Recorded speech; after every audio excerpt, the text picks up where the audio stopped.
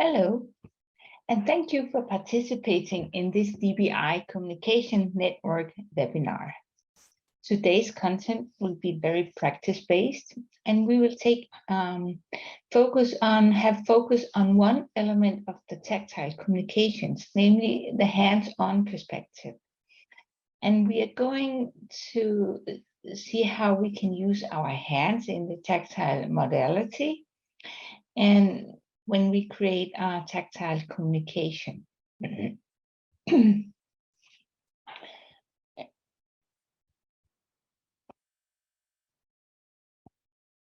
My name is Helle Buelund, and I work as a development consultant at the Center for Deafblindness and Hearing Loss in Aalborg, Denmark. I have been working in the field of deafblindness for over 20 years and hold a master's degree in communication and congenital deafblindness. I'm very inspired by an Austrian-American family therapist and psychologist. His name is Paul Václavic, and he said that one cannot not communicate. And what he meant was that all people connect to each other and we adjust and respond on what the other is doing. You know, we know all this on how it is to lay sleepless during the night. We turn in bed over and over, and suddenly out of the blue, our partners say, "Are you also awake?" We didn't say anything to our partner, but somehow they interpreted our movements in the bed and responded to them. "Are you also awake?" Or maybe try to think of all the times during the day that you respond on your child's movements and interpret these movements as bodily expressions and give them a communicative value. "Oh, yes, you says mommy," or "Yes, you are tired," or "Come to me," or like that. Another of my anchor points today will be that the active engagement in the world enhances communication. So when we experience being an active participant, exploring the world together with someone, then communication will emerge. And as a part of the DBI communication network, of course, we constantly seek for the good, for the potentials and spread the good stuff. The theme of today is tactile communication and different hand positions. And some of the topics that we'll take you through is the bodily engagement in the world. We'll look into active and passive touch, the difference between talking and listening hands, the communicating hands, and the different hand positions when we communicate in our hands. And we also are going to look a little about how we can scaffold the communication and also how we can use a method called talking and activity space to scaffold the communication. We are also going to have a hands-on experience, and as we wrote in the flyer, you suggest that you, if possible, sit in pairs and have an orange or a banana snack wrapped in candy in front of you. Before the exercise, we will have a short break so that you can find something if you're not prepared already. Yeah. But why are we setting focus on the tactile approach in the communication? Why is it so important? Well, when we talk about children with congenital or early onset deafblindness, we talk about children and deafblindness where it occurs before cultural language acquisition. And this means that a person with congenital or early onset deafblindness will have to establish the most fundamental relationships with his parents, caregivers, and communication partners. He will have to develop social competences, communication, and language. He will have to perceive and comprehend the world. And he will have to create meaning and this important sense of coherence, either without or with a very little information from sight and hearing. And we as communication partners or parents, we cannot use our ordinary cultural language to help them and explain to them what they experience, because that language is not yet established. And therefore, the sense of touch becomes very important in order to develop strong and trustful relationships, in order to co-create the communication and develop social competences and the understanding of the world and stuff like that.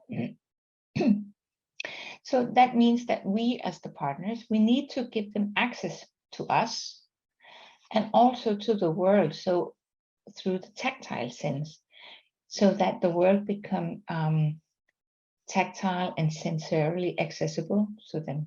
One can say that we need to bring the world to them. And here, one aspect, the bodily engagement in the world is something that we really need to set focus on, because here we have the focus on the tactile, the kinesthetic, and the proprioceptive senses, or we could say we have focus on touch, movement, and how the muscles and joints work together. It is an understanding that the bodily engagement in the world is the basis understanding for realization about the world. And one could say that we need to sense and perceive the world before we can communicate it. Or as one of my Nordic colleagues from Iceland, who's also a linguist, her name is Nidalina Ivanuka, she said, it's very simple actually. A child feels something and then they want to talk about it. A child experiences something and then they want to talk about it. And that applies to all people, also a child with congenital deafblindness. So we can say that the bodily engagement in the world is our common modality, what we share. And we must assume that the touch is our minimum common multiplium, the minimum thing that we both sense, not vision, not hearing, touch. And when it comes to touch, we have to distinguish between the active and the passive touch, or the difference to touch and to be touched. So here I touch with my fingers on my hand and my hand is touched by my finger. Trying to do that, then it's a little different. Both the active and the passive touch are very important in sensing and perceiving the world. And when it comes to tactile exploration and engagement as the basic for communication, we need to be aware of the power of touch, and especially how the touch was sensed as a passive or an active touch. Because how it was sensed often gives us a clue on how it will be expressed in communication. And the tactile active touch,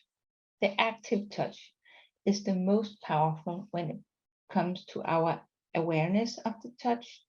If we look a little into the passive, for instance, how many of you are aware of your body contact with the surface right in speaking moments? The passive touch of the chair that you're sitting on in this right moment? Yeah, we really have to draw our attention to it actively, to sense the chair before we can pay attention to it and how it feels.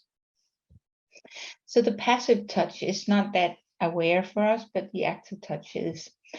And when we look at signs and how expressions that emerge from the bodily tactile modality pops up, then far more expression comes from the active touch and the doing, the manipulation with stuff, than from the passive sensation of the touch.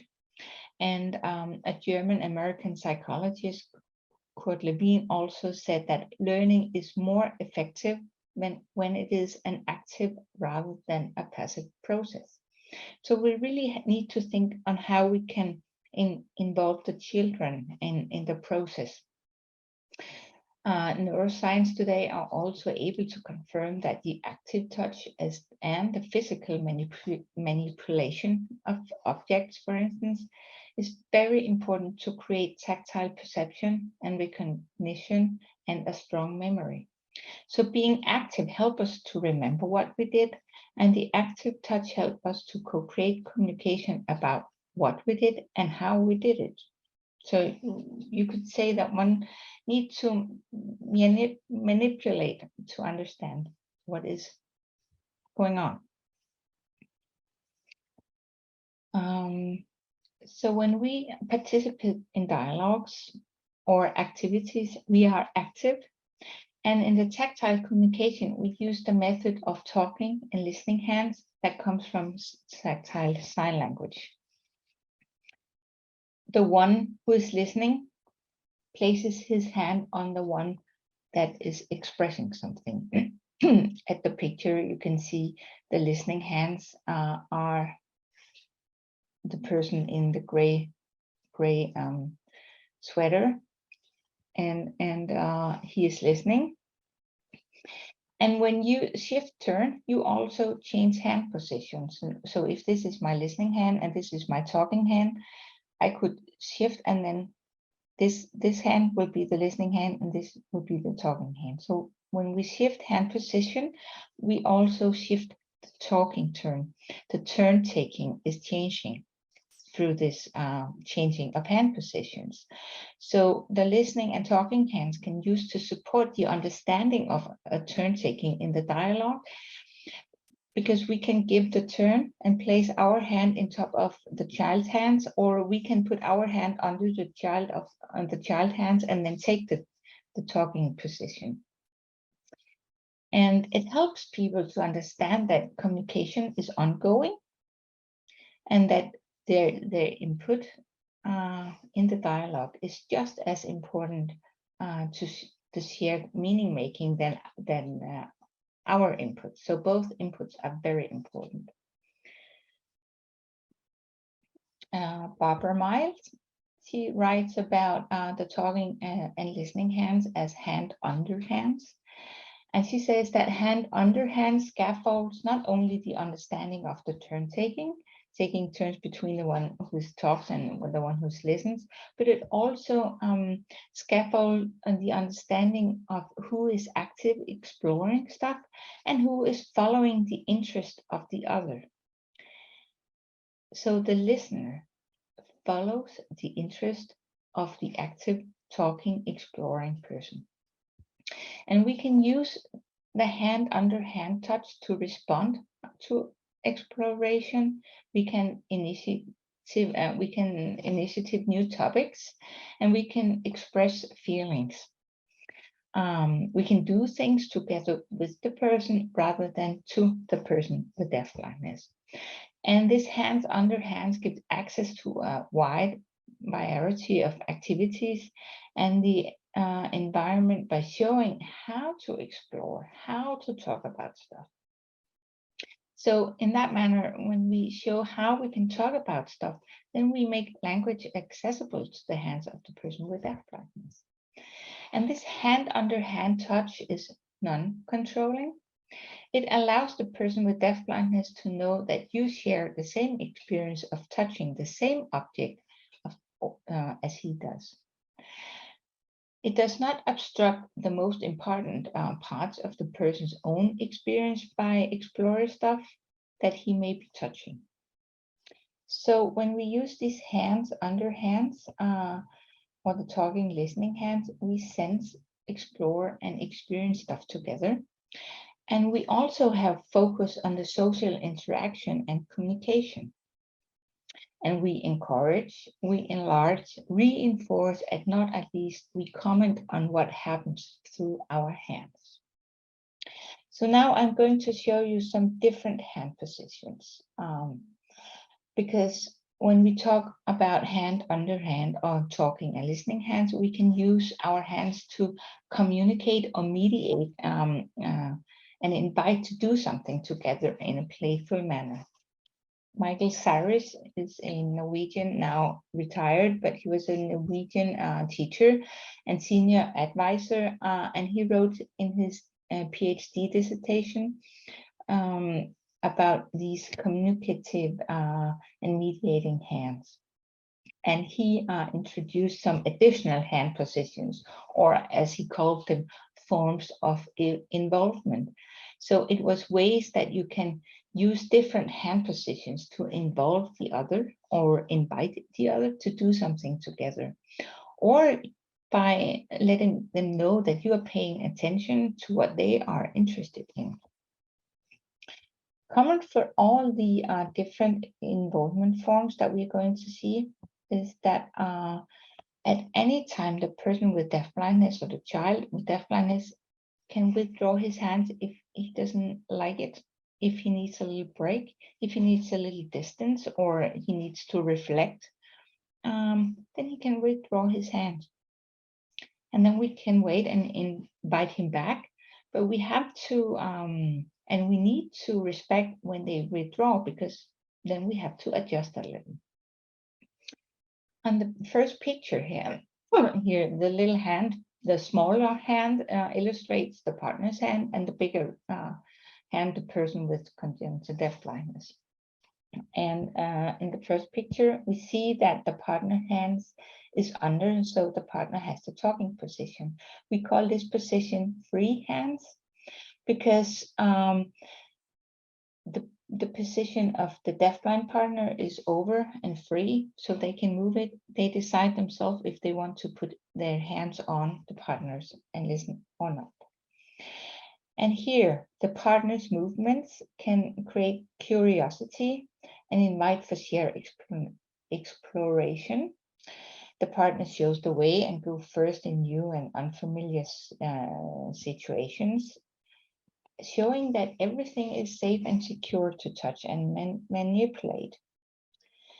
The next hand position we call semi-free hands or half-free, because here again the partner's hands are below in the talking in active position, but the partner's fingers are intertwined and hold up with a light grip the person with deafblindness. His fingers in a half or half with a half or half firm pressure, and it allows the partner to insist showing something. We need to be aware that the deafblind partner is still able to withdraw his hands if he doesn't like it. At the third picture, we have changed positions. So now it is the person with deafblindness who has the talking or the exploring position, the active position. And the partner, he has the listening position.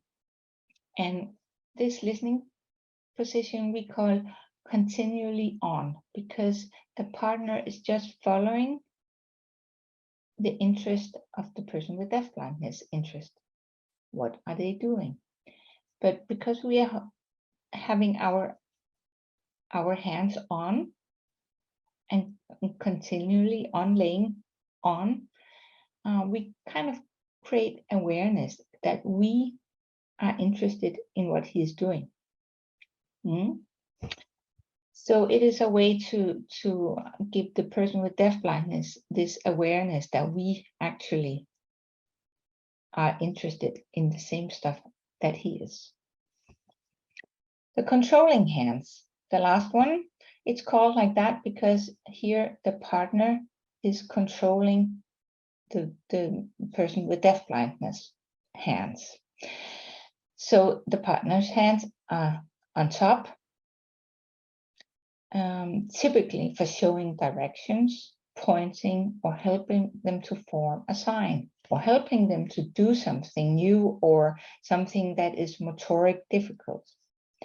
And even though that the partner's hands are enclosing the deafblind person's hands, he is still able to withdraw. The person with deafblindness is still able to withdraw, even that his hands are enclosed. See here, the partner shows how to open a bottle, how to manipulate, and how you do when you open a bottle. For all the involvement forms, we need to add the underlying social emotional aspect of the activity to create motivation and reinforce the experience. So we have to add on what we think about it. How, is it funny, or is it exciting, or is it new, or so we have to add on this emotional aspect. So before we go to a break, I just want to introduce my colleague Mike, who will be a part of the exercise after the break. Because I was so happy that Mike said yes, that I could borrow his hands when we're going to show how to use the different involvement form in life. So Mike works with young people with the congenital deafblindness in a living unit in Aalborg, Denmark.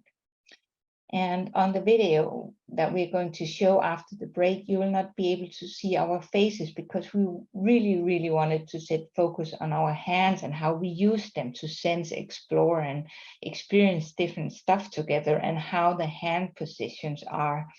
So that's why we don't show our faces, but now you see him. And we, for the session after the break, we suggest that you sit in pairs, and you have decided which one is deafblind and which one is going to be the seeing and hearing communication partner. The deafblind person does not have to be blindfolded, because then you will not be able to watch the video and see what is going on. You just decide who is who. And then it could be a good idea if you had a banana or an orange or a candy wrapped in paper in front of you, so that you have something to act on during the break. No, during the exercise. But now it's time for a short break, and we will return right after.